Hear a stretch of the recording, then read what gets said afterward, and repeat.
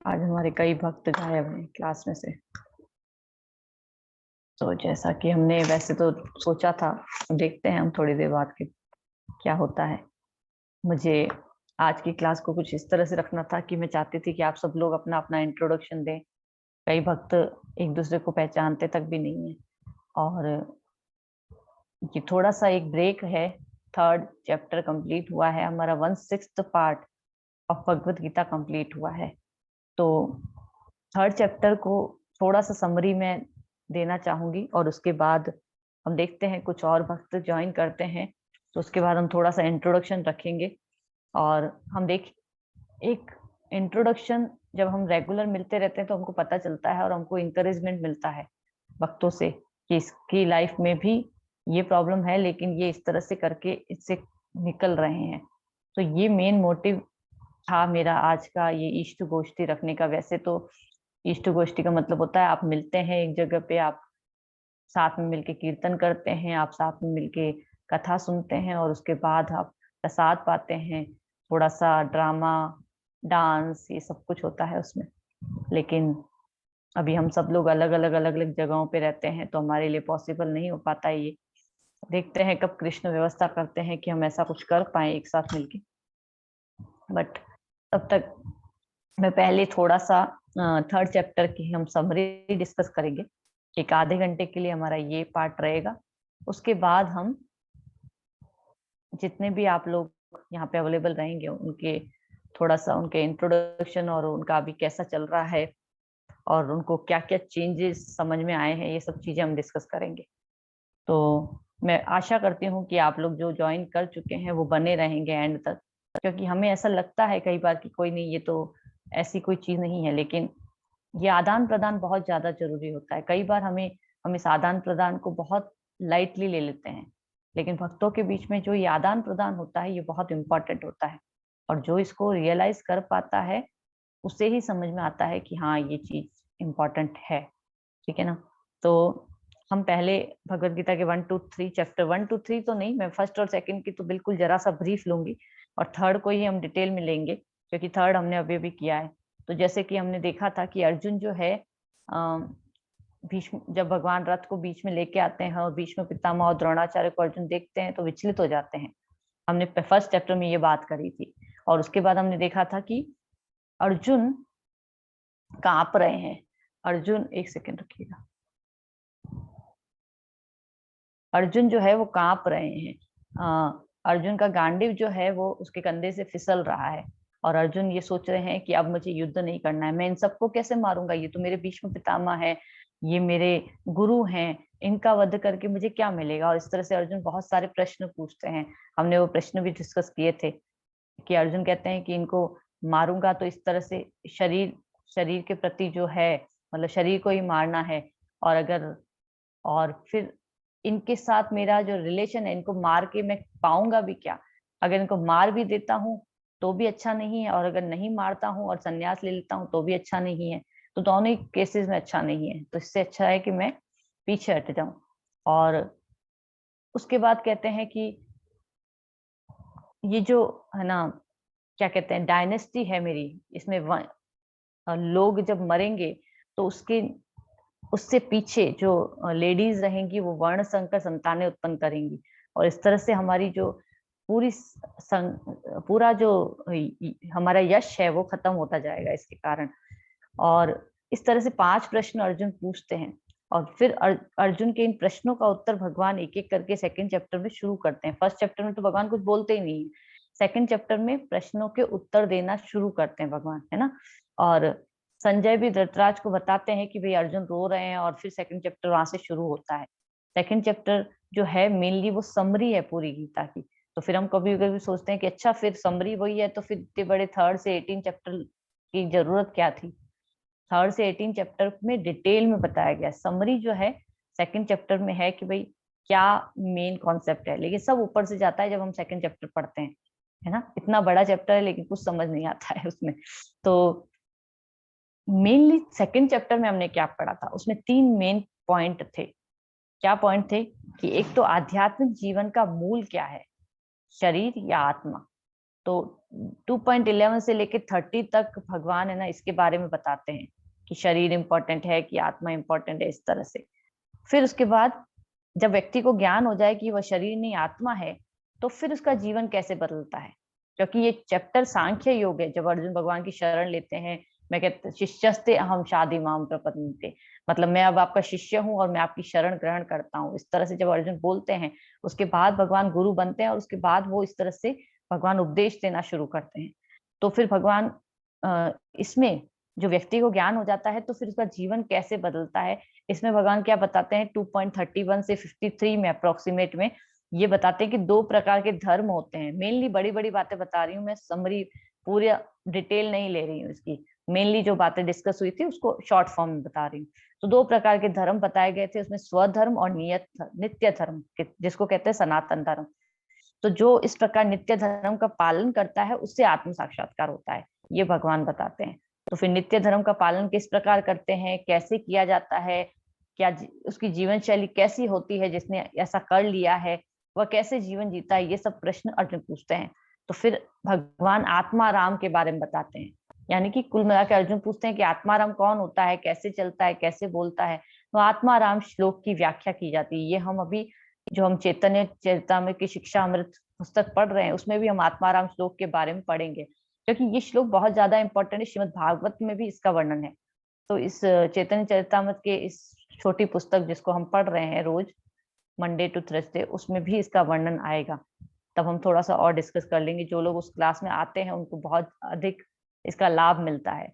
जो लोग केवल संडे की क्लास में आते हैं वो फिर पूरे वीक में क्या करते हैं भूल जाते हैं ना हम लोग, लेकिन उनके केस में थोड़ा सा लाभ ज्यादा मिलता है। मुझे ही लाभ ऐसा लगता है मुझे कि क्योंकि मैं जब इन लोगों के साथ पढ़ती हूँ तो मुझे ऐसा फील होता है कि हम कहीं भूले नहीं है, वो ट्रैक कहीं ना कहीं आता है। क्योंकि चाहे भगवत गीता हो, चाहे भागवतम हो, चाहे चैतन्य चरितामृत हो, भगवान की शिक्षा कभी चेंज नहीं होती है और वो कहीं ना कहीं हमको लिंक्ड कर ही देती है उससे। तो इस तरह से ये सेकंड चैप्टर यहाँ पे खत्म होता है। फिर अर्जुन प्रश्न पूछते हैं, लेकिन थर्ड चैप्टर जो है, अब अर्जुन कहते हैं ठीक है आत्माराम है, लेकिन फिर इसका मतलब क्या, मुझे आत्माराम बन जाना चाहिए और इसका मतलब मुझे भी संन्यास ले लेना चाहिए। तो फिर बुद्धि योग या फिर ये कर्म योग, इसमें से कौन सा लूं मैं, है ना। तो जंगल चला जाऊं, फिर इस तरह से वो युद्ध का त्याग करना चाहता था। तो भगवान उत्तर देते हैं कि नहीं, व्यक्ति जो होता है गुण और कर्म के अनुसार कार्य करता है। कोई भी व्यक्ति जो होता है कर्म किए बिना नहीं रह सकता, नियत कर्म किए बिना हम नहीं रह सकते। इसलिए मिथ्या त्याग करना सही नहीं है। और यदि कर्म नहीं करेंगे तो फल नहीं आएगा, ऐसा नहीं है। मतलब हम कई बार सोचते हैं अच्छा अच्छा बस अब तो मैं बिल्कुल छोड़ देता हूँ सब कुछ, मैं कर्म ही नहीं करूंगा तो मुझे फल कैसे लगेगा। भगवान कहते हैं ऐसा नहीं है।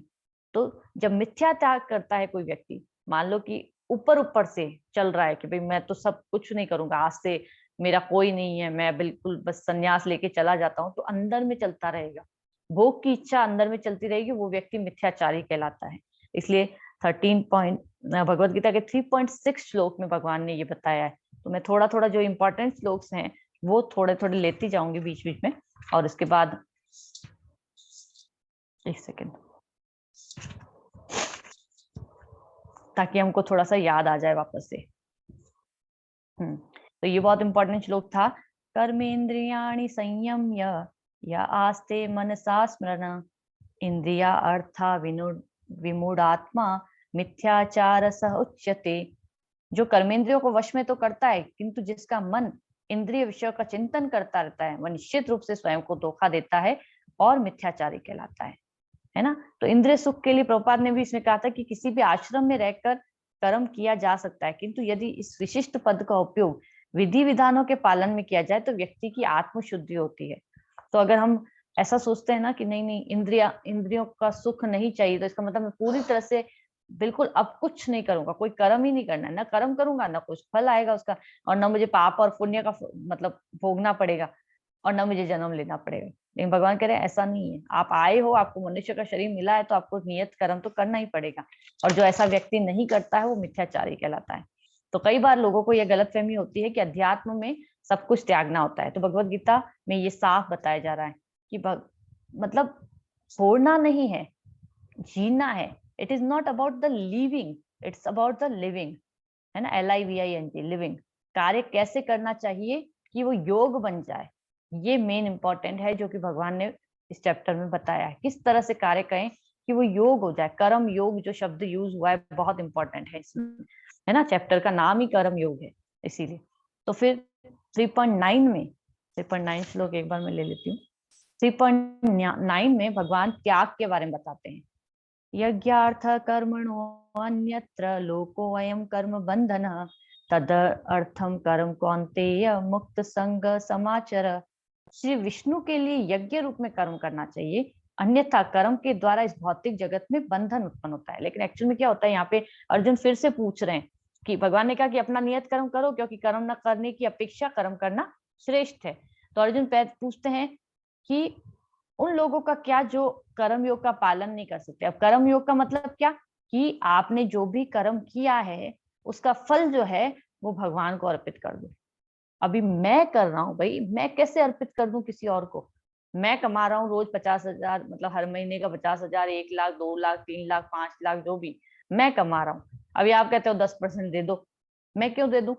ये नहीं हो रहा, इतना ये भी नहीं हो रहा। चलो उसके बाद मेरे पास जो ये मेरा शरीर मिला है, ये मेरे लिए मेरा टाइम है, मेरी जिंदगी जीने के लिए मेरे पास ये टाइम होना चाहिए। मैं क्यों जाके सेवाएं करूं, या मैं क्यों बैठ के भगवत गीता पढूं, या मैं बैठ के क्यों चैंटिंग करूं, ये सब सेवा में आता है। तो मैं अपना जो मेरे लिए जो मुझे मिला है उसको मैं दूसरे को क्यों दे दूं, दूसरा मतलब भगवान को क्यों दे दूं। इतना ये इतना आसान नहीं है। अर्जुन कह रहे हैं इतना मुश्किल है ये सब कुछ। आप तो कह रहे हैं परिभाषा कहना तो बहुत आसान है, ये इतना मुश्किल है, कैसे कर लें हम, किस प्रकार से दे दें अपना जीवन। बस बोल दिया कि भगवान है और दे दें हम आपको। त्याग करना तो बहुत मुश्किल है। तो फिर 3.10 से भगवान 3.9 में तो ये बता रहे हैं कि श्री विष्णु के लिए यज्ञ रूप में कर्म करना चाहिए, अन्यथा कर्म के द्वारा इस भौतिक जगत में बंधन उत्पन्न होता है। तो फिर प्रश्न इस तरह से उठता है, तो 3.10 से लेके 16 तक एक योगा लैडर बताई गई थी, है ना। योगा लैडर का मतलब योग में किस तरह से ऊपर की तरफ उठा जाता है, वो लैडर, है ना। तो योग का मतलब क्या होता है, भगवान के साथ संबंध जोड़ना। हम योग का मतलब नहीं है बस बैठ गए एक जगह पे प्राणायाम कर रहे हैं, वो योग नहीं है एक्चुअली। तो योग का मतलब क्या होता है, भगवान के साथ संबंध जोड़ना।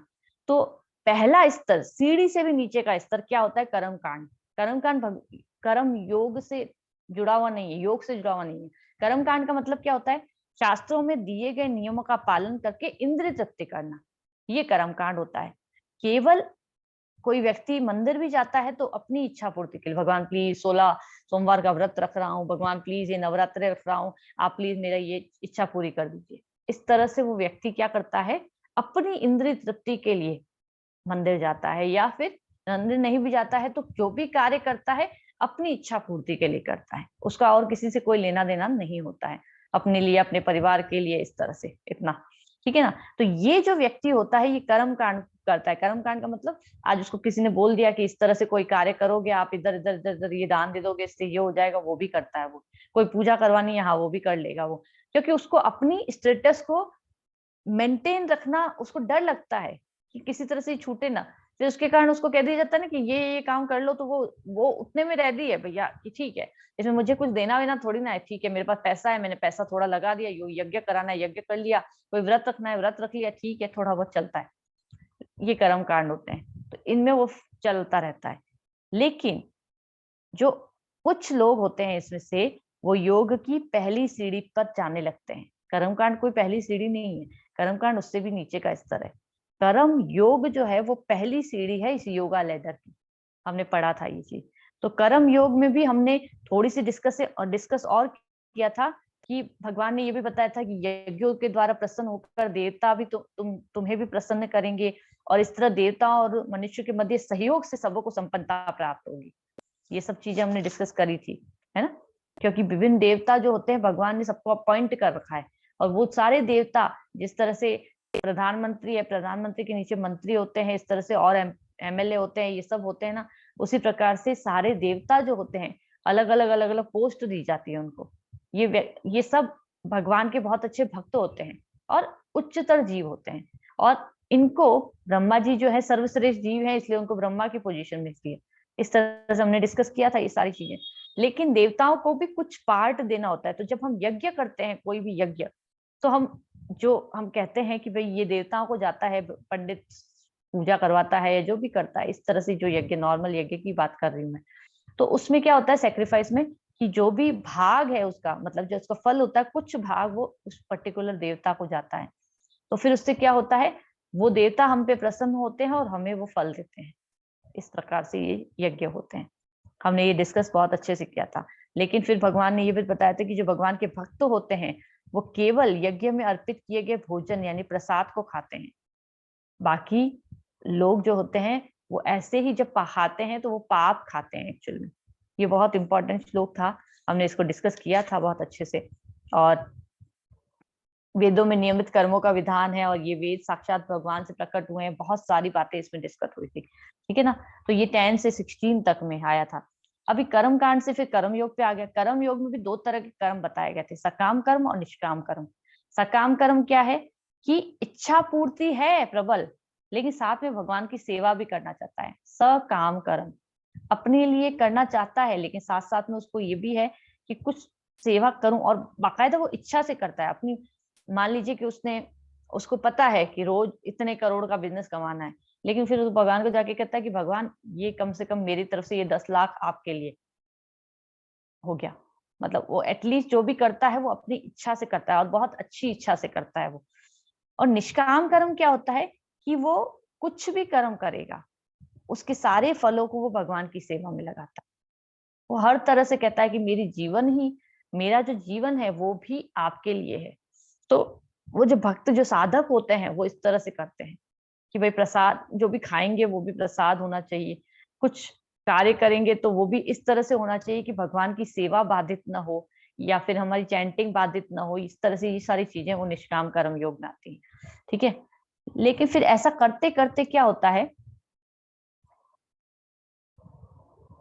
ऐसा करते करते क्या होता है कि जब सब इच्छाएं समाप्त हो जाती हैं तो ज्ञान योग का पालन, अभी माता जी ने ये स्क्रीन शेयर करी है तो आप देख सकते हैं इसको थोड़ा सा बड़ा करके, कि कर्म कांड, फिर सकाम कर्म, निष्काम कर्म, अब इसके आगे हम जाएंगे ज्ञान योग।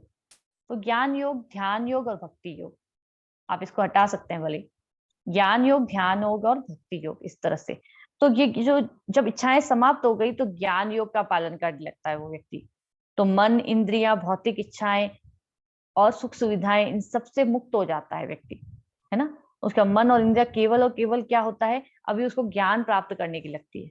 ज्ञान योग का पालन करता है। ज्ञान योग का पालन करने वाला व्यक्ति क्या करता है, अभी निष्काम कर्म कर रहा था, अभी तक तो क्या कर रहा था कि जो भी किया वो अच्छे से भगवान की सेवा में कर रहा है, या फिर नहीं भी कर रहा है तो थोड़ा सा पार्ट उसको दे रहा है भगवान को, ठीक है।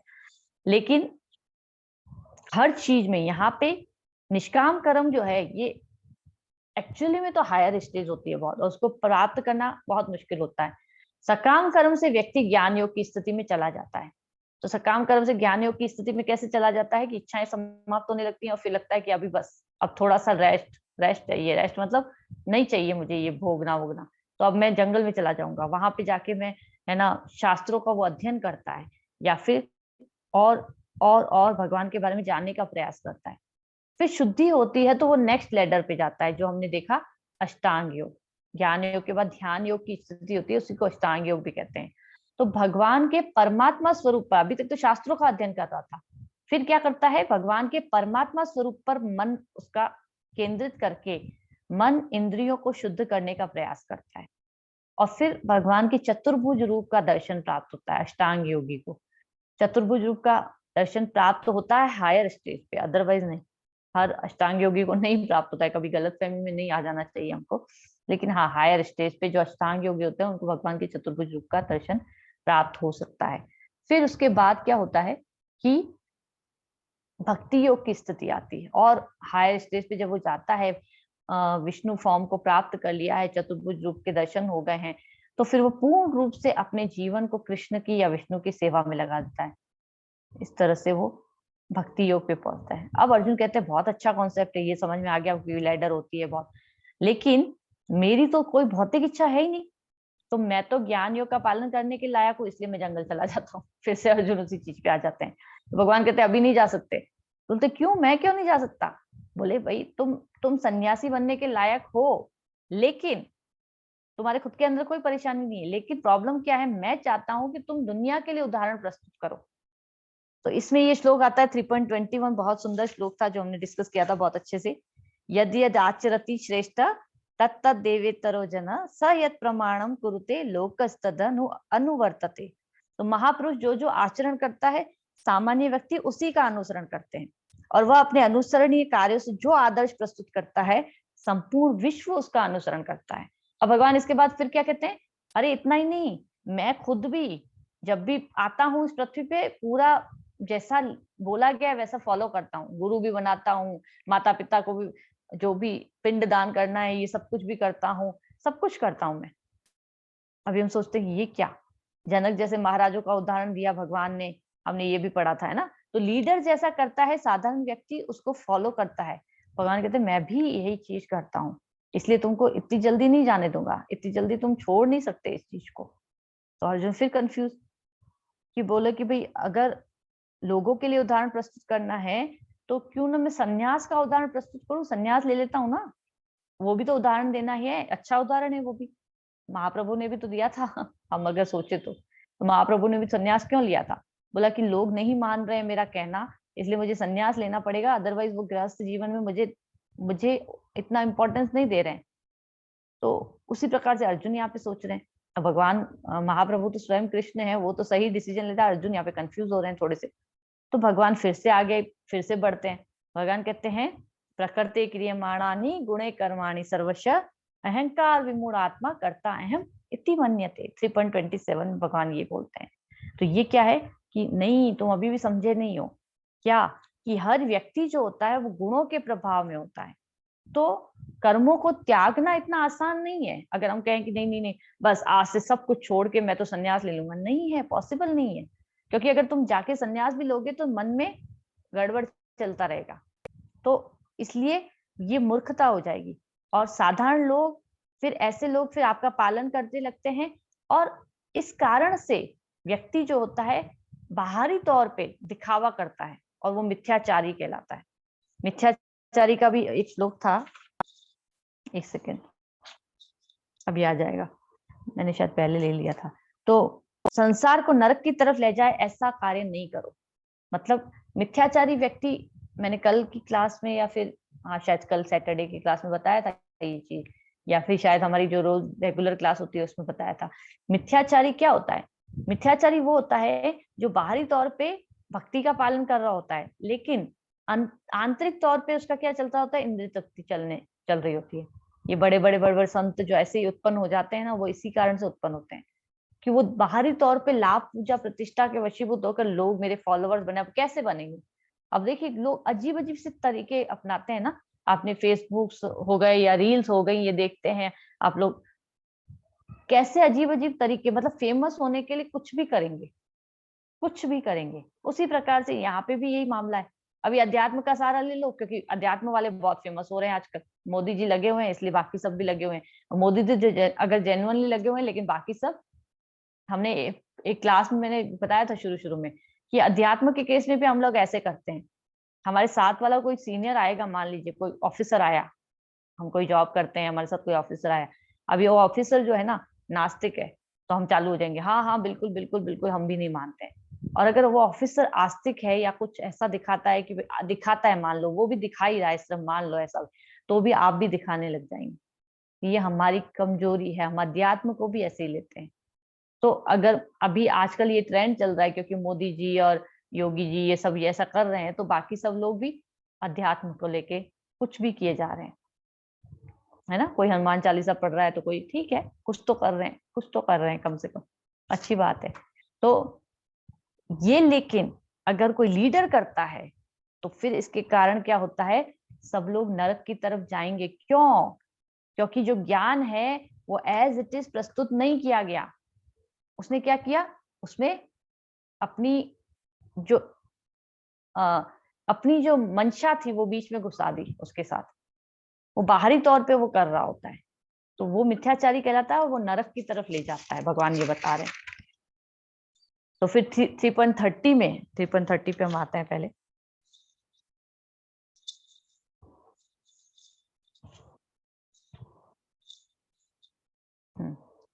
मयि सर्वाणि कर्माणि सन्न्यस्य अध्यात्म चेतसा निराशिर निर्ममो बुद्ध्वा युध्यस्व विगत ज्वर। अतः हे अर्जुन, अपने सारे कार्यों को मुझ में समर्पित करके मेरे पूर्ण ज्ञान से युक्त होकर लाभ की आकांक्षा से रहित, स्वामित्व के दावे के बिना और आलस्य से रहित होकर युद्ध करो। इसमें बीच में भगवान ने बहुत सारी चीजें बताई थी, प्रकृति क्रियमाण से रिलेटेड थी वो सारी चीजें, कि भाई क्यों, किस तरह से हम गुणों के प्रभाव में रहते हैं, किस तरह से हम व्यक्ति ये कार्य करता है। और फिर आगे ये भी बताया था कि कोई ऐसा आपको व्यक्ति दिखे ना तो उसको ज्यादा छेड़ना भी नहीं चाहिए हमको, इससे पहले वाले श्लोक में बताया था भगवान। फिर लास्ट में वापस से क्या कहते हैं, सारे कर्म जो है, एक तो लाभ की आकांक्षा नहीं रखनी है, स्वामित्व नहीं रखना है। लाभ मतलब कोई भी कार्य कर रहे हो, ये करूंगा तो ये चौखा मुनाफा हो जाएगा, फिर ऐसा करूंगा तो फिर ऐसा हो जाएगा, ये हो जाएगा, फेमस हो जाऊंगा, ये सब कुछ नहीं। और स्वामित्व भी नहीं, ये सब कुछ मेरा नहीं है, ये सब कुछ कृष्ण का दिया हुआ है और उन्हीं को अर्पित करता हूँ। एक्चुअल में भगवान हमसे कुछ लेते नहीं है, लेकिन मेंटली भी हम, कलयुग में तो इतना अच्छा है कि आपने मेंटली ये सोचा कि मैं 100 गाय दान देना चाहता हूँ तो वो उसका फल आपको आ जाता है। ये रियलिटी है, क्योंकि सतयुग में, त्रेता में तो आपको देना पड़ता था, करना पड़ता था, वो चीज तपस्या करनी पड़ती थी, दान देना पड़ता था। अभी तो मेंटली भी सोच लिया तो भी उसका फल आ जाता है। भगवान को पता है कि ये कर तो कुछ पाएंगे नहीं, मेंटली सोच ले बहुत है, बड़ी बात है, क्योंकि आजकल लोग उतना भी नहीं कर पाते। तो भगवान क्या कह रहे हैं, मेरे पूर्ण ज्ञान से युक्त हो जाओ, फिर लाभ की आकांक्षा से रहित, फिर स्वामित्व के दावे के बिना, और चौथा आलस्य से रहित होकर युद्ध करो। युद्ध करो मतलब अपना नियत कर्म करो मेरी प्रसन्नता के लिए, क्योंकि मैं चाह रहा हूँ अर्जुन कि तुमको युद्ध करना है तो तुम करो बस। भगवान यहाँ पे अर्जुन को ये समझाते हैं। तो अर्जुन कहते हैं ठीक है, समझ में आ गया कि इससे सही कोई मार्ग नहीं है। मतलब कर्म योग का त्याग करके यदि कोई संन्यास ग्रहण करता है तो उसका पतन होता है, ये समझ में आ गया। तो फिर आगे ये भी समझ में आ रहा है कि भौतिक और आध्यात्मिक दोनों तरह से पतन हो जाता है। कैसे? मान लीजिए कि कोई व्यक्ति है, उसने कहा, उसने ये सोचा कि मैं संन्यास ग्रहण कर लेता हूँ। अभी संन्यास ग्रहण करने गया, भौतिक का पतन तो हो ही गया क्योंकि उसने अपना नियत कर्म नहीं किया।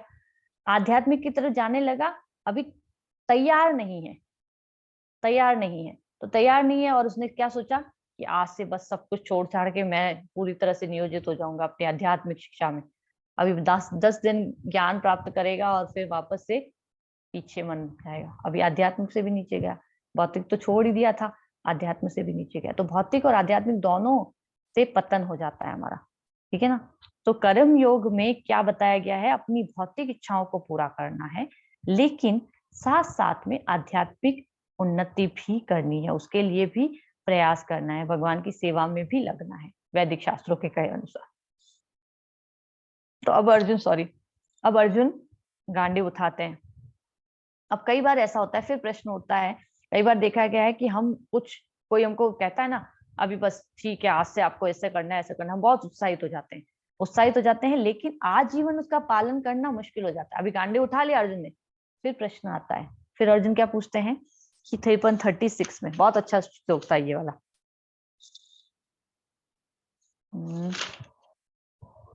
36 था, हाँ बिल्कुल, ये था। अर्जुन ने कहा, हे वृष्णिवंशी, मनुष्य न चाहते हुए भी पाप कर्मों के लिए प्रेरित क्यों होता है? ऐसा लगता है उसे बलपूर्वक उसमें लगाया जा रहा है। हमने इस पे भी डिस्कस किया था बहुत अच्छे से कि ये टर्निंग पॉइंट था फिर से अभी पूरा समझा दिया, पूरा अच्छे से पहुंच गए भगवान, प्रकृति के बारे में समझा दिया, पूरा क्लियर कर लिया मामला। अभी वापस से टर्निंग पॉइंट कि फिर भी ऐसा होता है कि हम लोग कोशिश करते हैं कि हम कोई गलत काम ना करें, फिर भी गलत काम हो जाता है हमसे, ऐसा क्यों होता है? तो अब भगवान वापस से 3.37 में क्या बता रहे हैं, बहुत सुंदर श्लोक है ये भी। कामेश क्रोध एश रजोगुण समुद्भव महाशनो महापापमा विद्ययेन मिह वेरिणम। यानी कि अर्जुन, भगवान ने कहा, हे अर्जुन, इसका कारण रजोगुण के संपर्क से उत्पन्न काम है, जो बाद में क्रोध का रूप धारण करता है, और जो इस संसार का सर्वभक्षी पापी शत्रु है, नित्य वैरिणम। नित्य वैरिणम अभी के लिए नहीं है। कई बार ऐसा होता है, मान लीजिए, पहली बात तो थोड़ा सा हम इस पे आते हैं कि कौन सी शक्ति है जो भगवान कह रहे हैं जबरदस्ती ढकेलती है। मान लीजिए कि किसी व्यक्ति को स्मोक की आदत है, डॉक्टर कहता है कि अगर आपने अब सिगरेट पीना तो अब आपकी जिंदगी खत्म हो जाएगी, मतलब आप जी नहीं पाओगे, फिर आप मतलब इसमें आप कुछ नहीं कर पाओगे, फिर आप अपनी लाइफ को बचाने के लायक भी नहीं रहोगे। लेकिन वो व्यक्ति इतना ज्यादा एडिक्टेड है कि जैसे ही वो बाहर निकला, उसको फिर से सिगरेट की दुकान दिखी, उसको लगा कि थोड़ा सा तो ले लूं, क्या करूंगा, ऐसे करके वो फिर से ले लेता है। एक बार एक स्टोरी मैंने सुनाई थी आप लोगों को कि एक राजा था।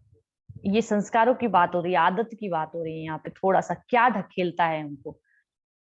एक बार एक राजा था और उसको कुछ बीमारी हो गई थी। अब उसको बीमारी हो गई थी तो उसको वैद्य जी ने कहा था कि भाई आपको आम नहीं खाना है। राजा ने कहा ठीक है, नहीं खाऊंगा।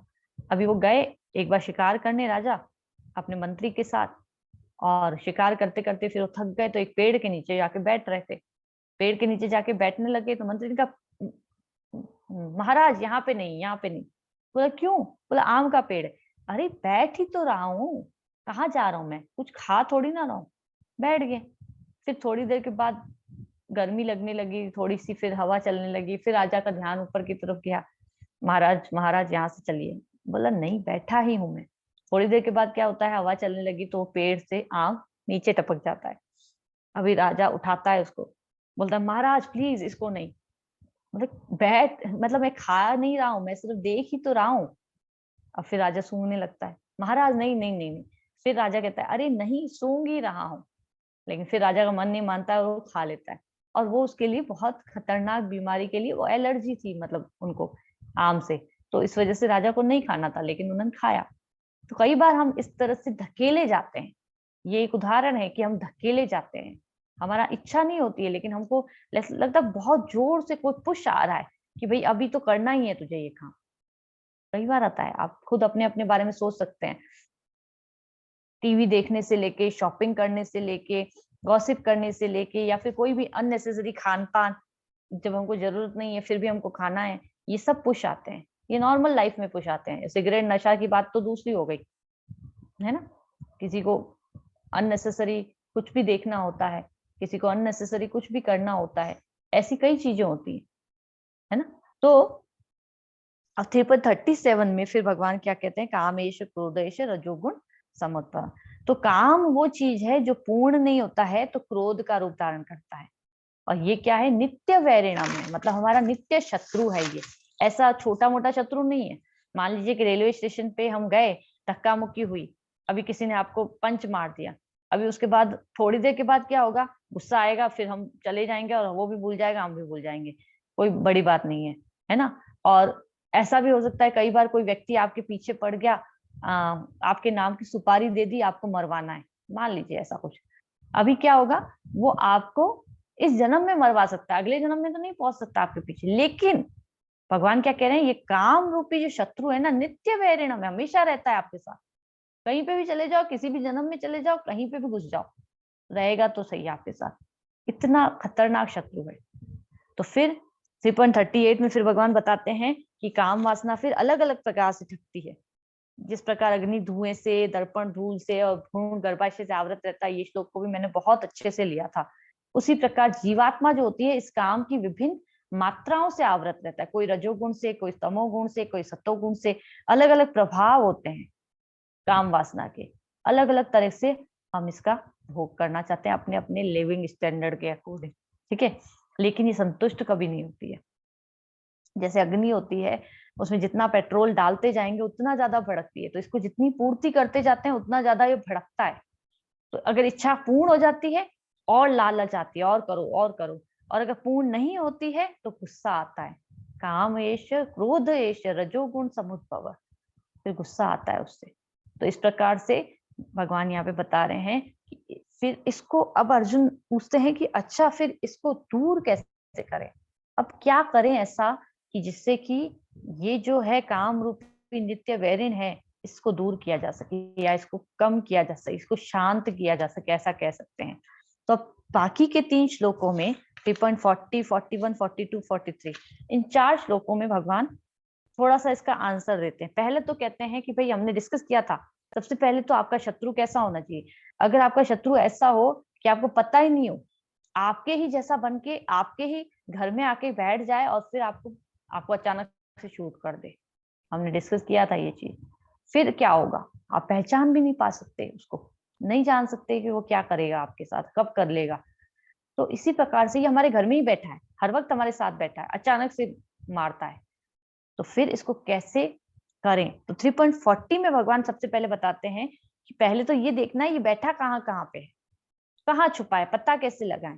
तो बताते हैं इंद्रियां, मन और बुद्धि, ये जो है ये काम के निवास स्थान है। हमने ये श्लोक बहुत अच्छे से पढ़ा था। इंद्रियां, मन और बुद्धि इस काम के निवास स्थान है, और इनके द्वारा ये काम जीवात्मा के वास्तविक ज्ञान को ढककर उसे मोहित कर देता है। 3.40 में ये बताया था। तो ये 3 जगह है जहाँ पे काम रहता है, और स्टार्टिंग कहाँ से होती है, इंद्रियों से होती है ना, मन और इंद्रियां। फिर मन उसके ऊपर हावी होता है, करना है करना है करना है। बुद्धि अगर ढीली है तो फिर वो हावी होने दे देती है और कर लेते हैं फिर हम वो काम। तो इस प्रकार से इस आतंकवादी को फिर भगाना कैसे है, घर में घुस के बैठा है ना। तो भगवान बताते हैं 42 में कि सबसे पहला आपको कहाँ पे करना है, इंद्रियों को संयम करना है। ये जो घोड़े हैं ना, इनको सबसे पहले संयम करना है, ठीक है। और इसको कैसे संयम किया जाता है, रेगुलेट करके। रेगुलेट कैसे किया जाता है, मैंने बताया था ABCD, एसोसिएशन, संग करना है। किससे, ऐसे लोगों का संग करना है जो कि इस तरह की चीजों में एक्सपर्ट हो, मतलब इस शत्रु को दबाने में एक्सपर्ट हूँ, रेगुलेट करने में एक्सपर्ट हूँ। दूसरा, B यानी बुक रीडिंग, शास्त्रों का पढ़ना चाहिए। C यानी चैंटिंग, भगवान के नाम का जप करना चाहिए। और D यानी डाइट, यानी कि भगवान का प्रसाद पाना चाहिए। ये ABCD जो है ये हमारे लिए बहुत बहुत इम्पोर्टेंट है इन इंद्रियों को रेगुलेट करने में। पूरी तरह से संयमित नहीं हो पाती है, लेकिन रेगुलेट करेंगे तो धीरे धीरे धीरे धीरे इस काम का प्रभाव कम हो जाता है।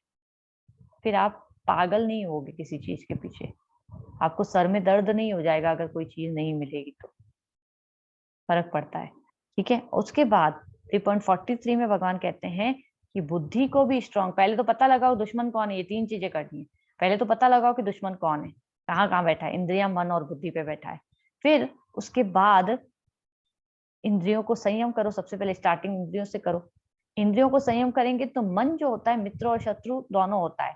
तो जैसे ही इंद्रियां थोड़ी संयमित होती हैं तो मन बीच बीच में पंच मारता है, लेकिन मन फिर थोड़ा थोड़ा रेगुलेट होने लगता है जब हम बुद्धि की सहायता से बुद्धि को थोड़ा स्ट्रांग कर लेते हैं। बुद्धि को स्ट्रांग करते हैं कैसे, आध्यात्मिक ज्ञान प्राप्त करके। जब हम एसोसिएशन करते हैं, आध्यात्मिक ज्ञान प्राप्त करते हैं, तो बुद्धि जो होती है वो प्रबल हो जाती है। और फिर 4th चैप्टर में अब हम शुरू करेंगे नेक्स्ट चैप्टर में कि ये आध्यात्मिक ज्ञान प्राप्त कैसे करना है। भगवान इसके बारे में, दिव्य ज्ञान, चैप्टर का नाम ही दिव्य ज्ञान है, इससे हम शुरुआत करेंगे नेक्स्ट क्लास में, जैसा भी हुआ हमारे साथ। तो इस प्रकार से ये 3rd चैप्टर को बताना क्यों जरूरी था, इसलिए बताना जरूरी था क्योंकि पढ़ तो लिया लेकिन ये सब कुछ हम भूल गए कि हमको हमको एक्चुअली में इसमें सार रूप में कहाँ से भगवान ने शुरू किया था और कैसे ये खत्म हुआ था चैप्टर। और 3rd चैप्टर तक समझ में आने के बाद जब हम दिव्य ज्ञान अभी करने क्या जा रहे हैं, अभी जो है काम है, उस काम रूपी मेन शत्रु हमारा वही है जो कि हमको कुछ भी करने नहीं देता है। उसको रेगुलेट करना है, उसको बुद्धि के माध्यम से प्रबल करना है, ABCD के माध्यम से रेगुलेट करना है, और फिर ये दिव्य ज्ञान प्राप्त करना है। तो बुद्धि के माध्यम से दिव्य ज्ञान प्राप्त करने के लिए हम नेक्स्ट चैप्टर्स पे जाएंगे, ठीक है ना। एक सेकेंड।